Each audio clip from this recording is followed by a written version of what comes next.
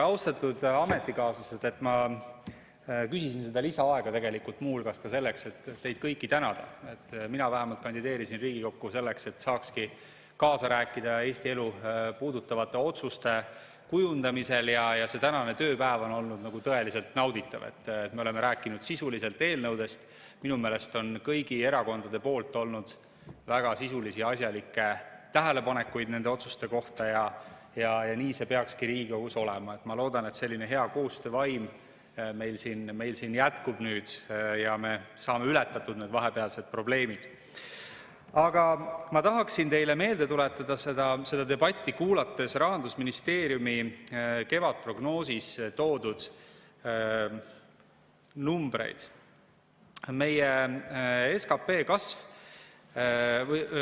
langeb sel aastal, pöördub siis kasvule. Kuid kui me vaatame seda, milline on valitsussektori ülejääk või täpsemini puudujääk, siis need numbrid midagi positiivset Eesti jaoks ei tähenda. Me näeme seda, et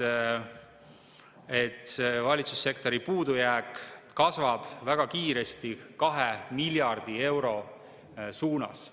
See on ikkagi nagu väga tõsine auk meie riigi rahanduses ja sellest ei saa lihtsalt niisama mööda vaadata. Ja sellega seoses Rahandusministeerium on ka siis prognoosinud, et kui mingit muutust või korrektuuri kursis rahanduses ei toimu, jõuame me siis tänaselt 20%-liselt võlakoormuse tasemelt juba õige pea aastaks 2027 33%-ni SKP-st ja loomulikult see jätkab kiiret kasvu ja me oleme paljude teiste riikide eeskujul näinud seda, et mida hilisemaks lükata nende korrektuuride tegemine ja paranduste tegemine, seda raskem ja seda võimatum see on, kui nii ühel hetkel paistab, et seda ei olegi võimalik teha ja riigid jäävadki sellisesse suurde võlga siis kinni. Nüüd Rahandusministeeriumi selles samas kevadprognoosis on välja toodud ka, mis on selle praeguse kehva olukorra põhjused. Ja välja tuuakse see, et viimaste aastate otsused, mis on kasvatanud siis riigi püsikulusid, aga ka vähendanud tulusid, majanduse jahenemine. Nüüd sellega seoses ma olen nagu korduvalt öelnud, et tegelikult pole sellel mõtet näidata üksteise peale näpuga ja küsida, et kes on süüdi. Et ma arvan, et siin võib küsida nagu Jeesus, et kes teie seast pole pattu teinud, see viisaku siis esimene kivi. Et tegelikult see miinus on kujunenud pika aja jooksul aastast 2019. Sellesse on mitmed varasemad valitsused suures üksmeeles panustanud erinevatel põhjustel ja võib-olla ainsana Eesti 200 siin saalis võib öelda, et sõbrad, et meie pole sellega seotud, meie pole neid otsuseid teinud, aga meie kõik ülejäänud oleme. Ja nüüd oleks minu meelest aus ja õiglane otsida siis ühiselt ka väljapääsu sellest olukorrast.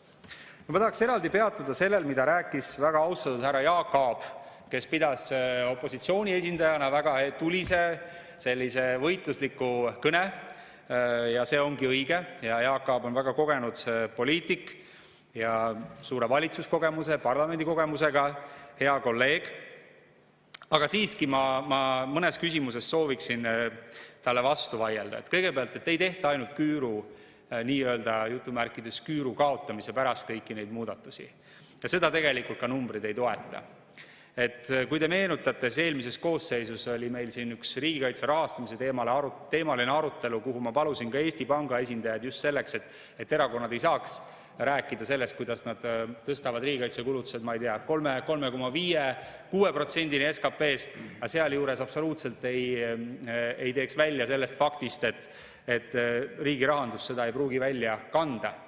Et tegelikult reaalsus ikkagi on see, et jah, see tulumaksureform on kulukas, aga me oleme siin kõik ühiselt konsensuslikult kokku leppinud väga suuri kulutusi, eelkõige riigikaitse valdkonnas, aga ka muudes küsimustes ja ka neile on vaja katet leida.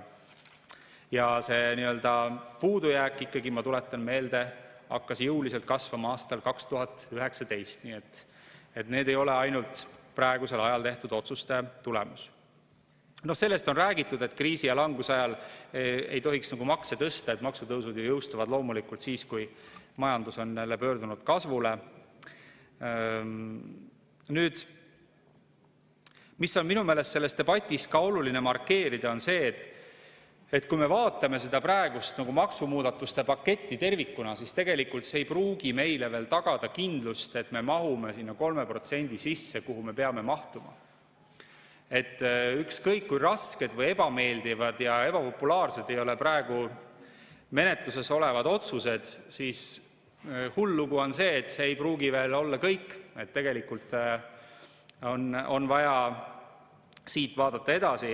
Ja ma juhiks tähelepanu ka sellele, et reaalsuses tegelikult ei lahendata mitte ühtegi sellist süsteemset probleemi, mis meil on näiteks tervishoius, perearstide puuduse näol, hariduses, õpetajate puuduse näol. Riigikaitsele me eraldame 3%, aga elanikkonnakaitse püsirahastuseks me praegusel hetkel ei ole vahendeid leidnud.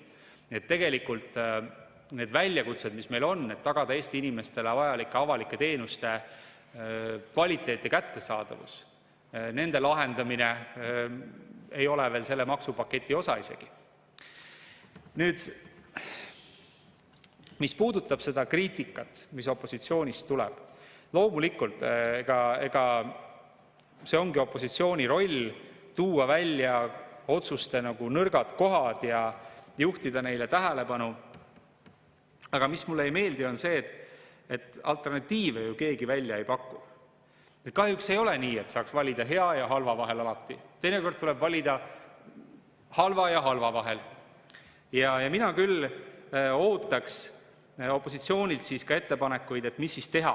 Et tooge see välja, et praegusel hetkel andke andeks ainus rahanduspoliitiline ettepanek tuli Varro Vooglaiult, kes ütles, et võtame lihtsalt laenu ja ärme maksa seda tagasi.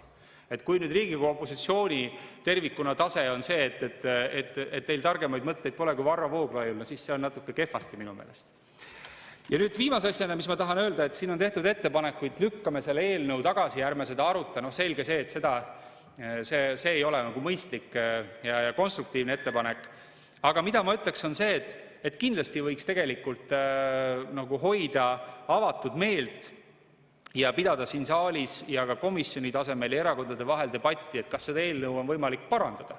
Et sellele, ma arvan, sotsiaaldemokraadid kindlasti ei pane seda nagu ust 100% kinni ja ei ütle, et see on nüüd nii, nagu valitsusest tuli, on aamen kirikus ja seda peab nüüd Riigikogu toetama, et ega me ju siin mingi kummitempel ei ole. Nii et jätame ta menetlusse ja arutame asja edasi. See on meie üleskutse sotsiaaldemokraatide poolt. Aitäh teile!